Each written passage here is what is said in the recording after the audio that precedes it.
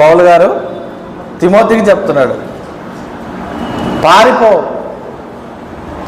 పాపము మనల్ని లాగి మనల్ని అక్కడితో ముగింపు చేస్తుంది అని అర్థం చేసుకున్నప్పుడు అక్కడి నుంచి పారిపోవడం మంచిది. ఈ పని మనల్ని దేవునికి దూరం చేస్తుంది. ఈ పరిస్థితి నన్ను దేవునితో కనెక్షన్లో నుంచి దూరం చేస్తుంది.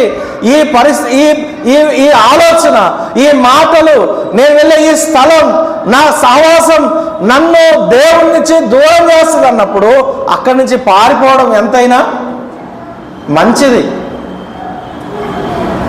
అదే యోసేపు కోరుకున్నాడు. అక్కడితో నా జీవితం ముగించబడద్దు, నేను ఇక్కడ ఆగిపోవద్దు, ఇదే నా ఎండింగ్ అవ్వకూడదు అనుకున్నాడు. ఒకవేళ అక్కడ ఆగి ఉంటే ఈరోజు మనం మాట్లాడుకోవడానికి ఇలాంటి సంగతులు ఉండేవి కాదు. ఈ